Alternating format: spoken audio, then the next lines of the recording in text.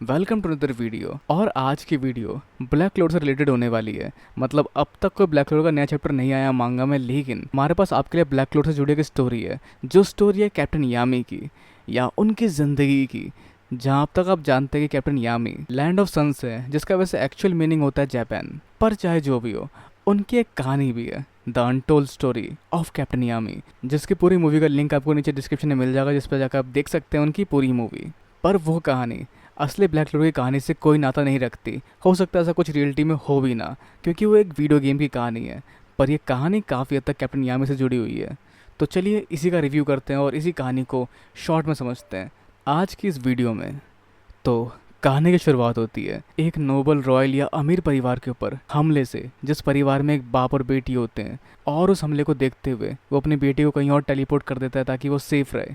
पर जहाँ ये हमला कोई बाहरी हमला नहीं था, ये अंदर के ही अंदरूनी लोगों ने किया था, जिसे देखते हुए अपने आखिरी पलों में वो अपनी शक्तियों को अपने नेकलेस में छोड़ देता है और उस हमले में वो मारा जाता है। पर उसके मैजिक से उसकी बेटी कहीं दूर पहुंच जाती है, एक ऐसी जगह जहाँ तेज धूप थी और पानी का नामो निशान नहीं था, जिससे वो डिहाइड्रेट होकर बेहोश होने वाली होती है।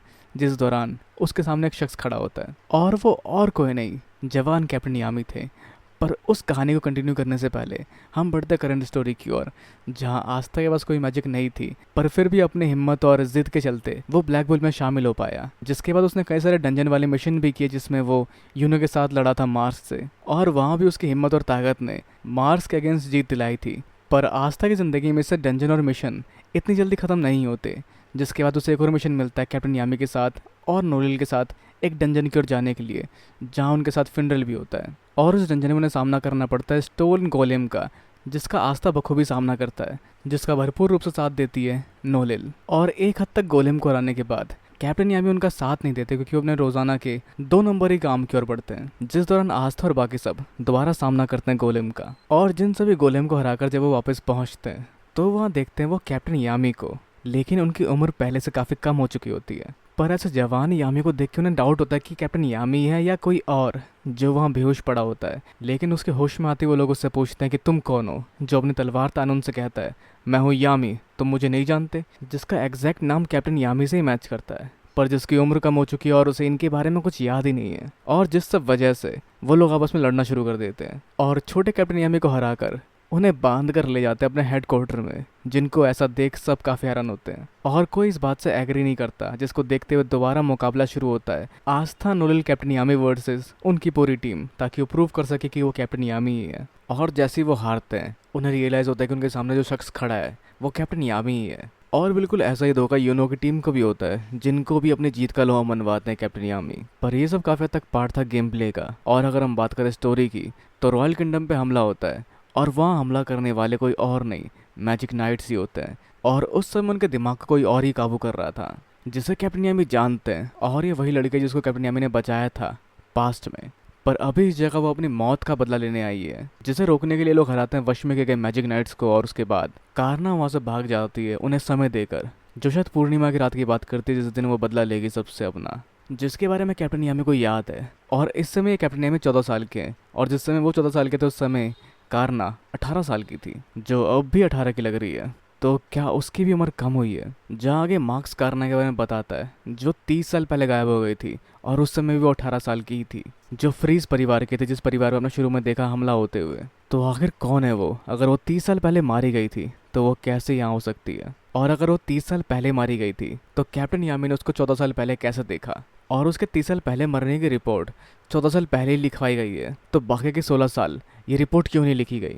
जहाँ उसे कवर पे जाके पता चलता है कि वो 40 साल पहले मारी गई थी। और हम जानते हैं कैप्टन यामी और उसकी जान पहचान कैसे हुई थी, जो उसको मिले थे अचानक से एक जगह पर, जब वो अचानक से क्लोवर किंगडम में आ चुके थे, जिन्होंने उसको बचाया, जो कि हम पहले देख चुके हैं। और जिसके बाद उसके जाने पर वो अपने मैंशन में चोरी करवाती है, या वो कुछ छानबीन करने जाते हैं, जिस दौरान उसको मिलता है उसके पापा का पेंडेंट, जो पेंडेंट से बात करना शुरू करता है कि क्या तुम भूल गए मेरी मौत को, क्या तुमने उसके बदले के बारे में कुछ नहीं सोचा? और उसके बाद वो शायद किसी और डायरेक्शन में जाती है, जिसके आगे की कई सारी बातें कैप्टन यामी के लिए भी धुंधली होती है। जिसके बाद आस्था और उसकी टीम भी कुछ और डंजन में छानबीन करती है, जहाँ उन्हें सामना करना पड़ता है फाना का, जो वहाँ उस डंजन में आई है उसके अंदर के मैजिकल स्टोन या टैबलेट को तोड़ने, जिससे वो अपने किसी मंसूबे को पूरा कर सकती है, जिसको रोकने में आस्था और बाकी लोग नाकामयाब होते हैं।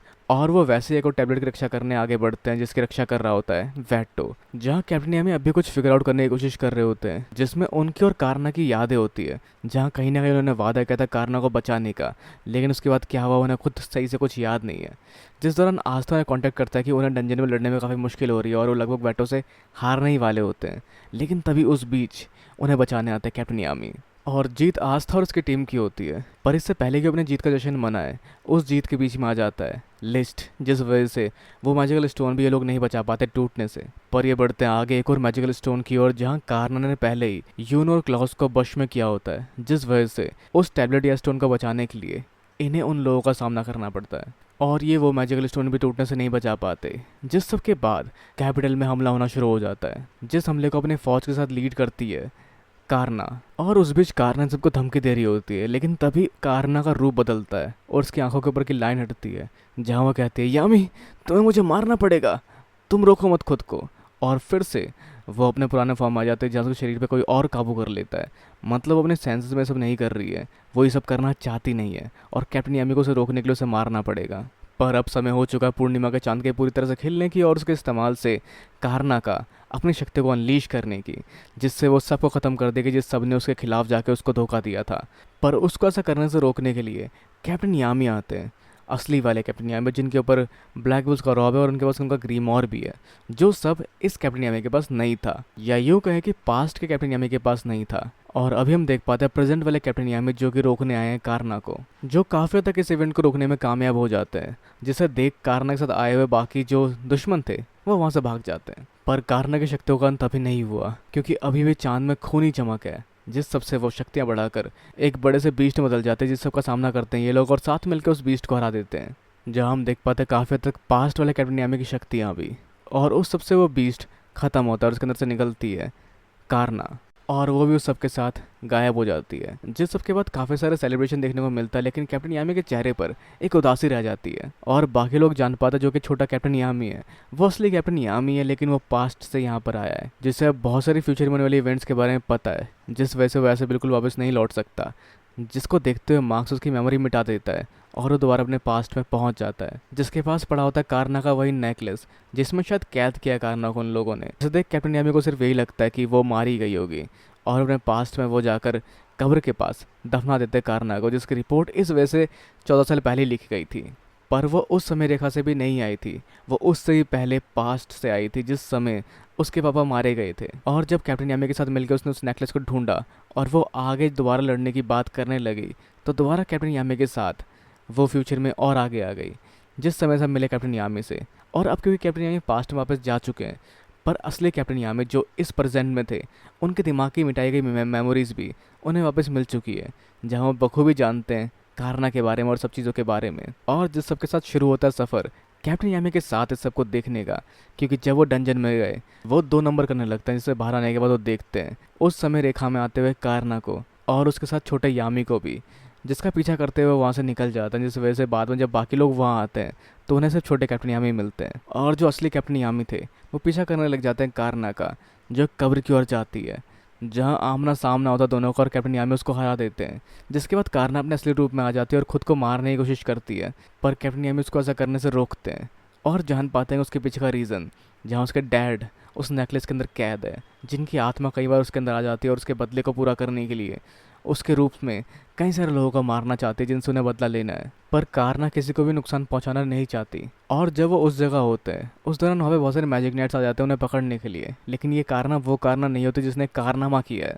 पर बाकी लोग ही नहीं समझते, जिस वजह से कारना का साथ देना पड़ता है कैप्टन यामी को, और उन्हें हराना पड़ता है मैजिक नाइट्स को। और जिस सबको देखते हुए कैप्टन यामी काफ़ी हद तक कारना के पापा के साथ मिलकर ही उनके मिशन को भी बहुत हद तक एग्जीक्यूट करते हैं, कई सारे डंजन में जाकर उन टैबलेट्स को तोड़ने में पूरी मदद करते हैं, और मैजिक नाइट्स को भी वही रोकते हैं। जिस बीच वो यूनो की टीम को भी हराते हैं, और उनके हारने के बाद कारना उनके शरीर पर कब्जा करने की सोचती है, पर कैप्टन यामी उसको ऐसा करने से रोकते हैं, पर कारण अकेले नहीं होते, उसके साथ आई ऑफ मिडनाइट वाले भी होते हैं जिन सबका सामना भी करना पड़ता है कैप्टन यामी को। लेकिन कैप्टन यामी उन सबको आसानी से हरा देते हैं और फिर वो रोकने की कोशिश करते हैं कारणा के डैड को, जिसके प्लान के बारे में पहले से जानते हैं कि वो क्या करने वाली है आगे।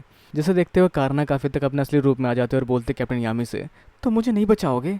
और कैप्टन यामी यहाँ पिघल जाते हैं, जिस मौके का फ़ायदा उठाकर कारणा उनका आमना सामना करवाती है लिस्ट के साथ। और दोनों की शक्तियों के टकराव के साथ कैप्टन यामी थोड़ा जूझते हुए आखिर में हरा पाते हैं लिस्ट को, जिस दौरान कारणा अपने कांड को अंजाम दे रही होती है। और कैप्टन यामी वहीं ढूंढते हैं उस कब्र के अंदर से वो नेकलेस जो उन्होंने 14 साल पहले दफनाया था, जिसे लेके वो भी मौका वारदात की ओर बढ़ते हैं। जहाँ टाइम रहते पहुंचे कैप्टन यामी बहुत सारे मास एग्जीक्यूशन को या बुरे अंजाम को रोकते हैं कारणा के द्वारा जो होने वाला था। पर उसके पास अभी भी एक और ऑप्शन था और वो दोबारा बीस्ट में बदल जाती है, जिस सबसे बाकी सब उसको हराते हैं। और उस दौरान कैप्टन यामी अपना ग्रीमोर देते हैं छोटे कैप्टन यामी को, और जिसकी शक्ति का इस्तेमाल करके वो हरा पाता है कारणा को। और फिर वो कारणा को अपने नेकलेस में बंद कर लेते हैं और बाद में उसको रिलीज़ करके उससे बात कर पाता है कैप्टन यामी, जो काफ़ी हद तक शुक्रिया अदा करते हैं कैप्टन यामी का, क्योंकि उन्होंने उसको बचा लिया जैसा उन्होंने वादा किया था कि वो उसको बचा लेंगे, मरने नहीं देंगे इस सबसे। और इस तरह से उन्होंने अपना वादा पूरा किया। पर वो जवान यामी को ये नहीं बताते, क्योंकि इससे हो सकता है कि वो दोबारा अपनी सोच बदल दे और अपने मिशंस को या बहुत सारे हार्डशिप को ना करे, जिस वजह से वो इस लेवल तक ना पहुंच पाए और कैप्टन यामी ना बन पाए।